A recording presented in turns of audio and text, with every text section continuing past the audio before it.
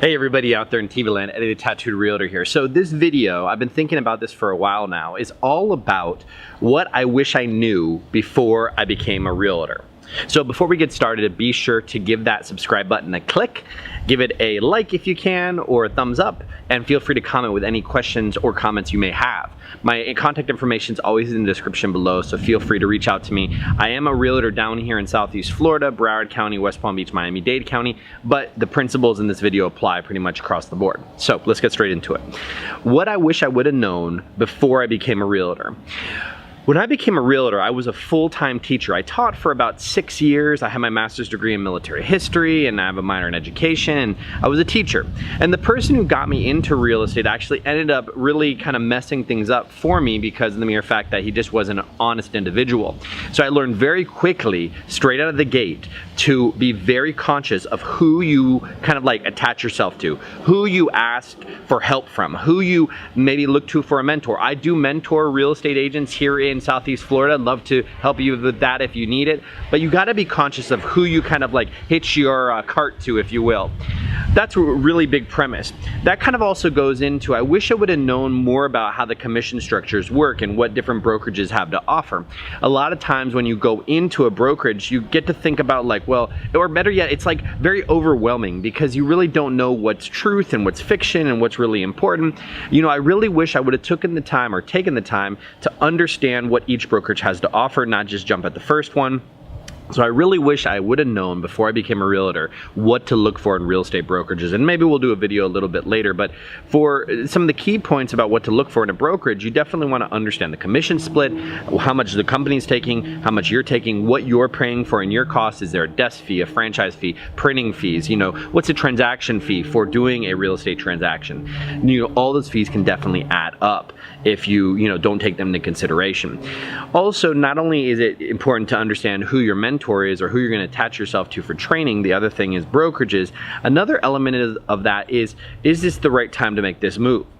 Being a realtor is not necessarily easy to do. I believe anybody can do it with putting the right mind and effort into it, but are you ready for this? Are you ready for the time commitment necessary? Are you ready for the financial commitment? Because, you know, when you work with a buyer or a seller, a lot of times going to be eaten up at very odd times of the day. And yes, you can organize your day appropriately, but you really don't have any control over, if a showing is going to occur or, the appraisal or inspection. So you got to make sure, do you have the time dedicated to this? Or are you going to do it part-time? And if you're going to do it part-time, have a set schedule, how you're going to organize your day. Also financially, are you prepared financially to handle it? When I became a realtor, I kept teaching for about 6 months.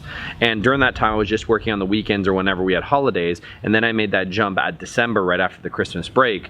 And I had as much cash, or we had as much cash saved up as possible, my wife and I made that jump. And thank God that I had that money set aside in order to get us through those lean months, because it's going to take you a good couple months to actually create something, get it going. Now, there are certain programs out there that can do a draw, which you're getting kind of like a salary, but I don't find those very often, nor do I recommend them. So the first thing is, remember to understand who you're hitching your cart to, meaning who you're looking to for advice.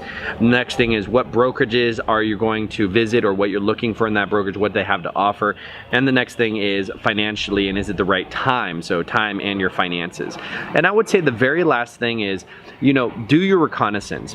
Talk to other realtors, talk to different people, you watch YouTube videos like this one to begin to understand the different parts and components that it takes to become a realtor. And if you're going to develop a team, or if you're going to go it solo, kind of create a business plan, a very simplistic business plan before you get started in the real estate business, because it is a business in itself. And the business plan will help guide you and steer you in that right direction. It will help identify what personas you're going to work with, or who you like to work with, what the demographic is, price ranges, all that kind of stuff. And the very last thing that you want to take into consideration, other than just the business plan, is you got to understand that this is a business. And because it is a business, you should be incorporated as a business. Here in Florida, we're actually able, or brokerages are able, to pay corporations.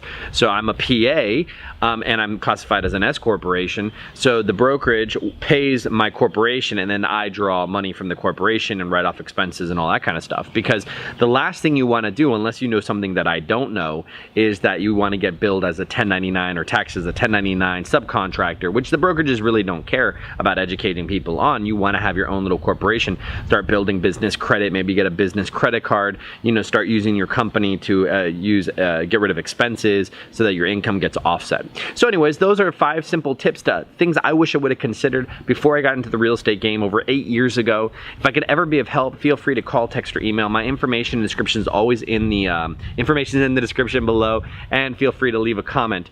Once again, I'd really appreciate if you subscribe to my channel. I try to work diligently to bring you top tier content to be able to provide you and with information and save you from the pitfalls that I've fallen into over the last 8 years. So anyways, guys, I hope to catch you on the next video, and yeah, I hope you have a great day. Bye.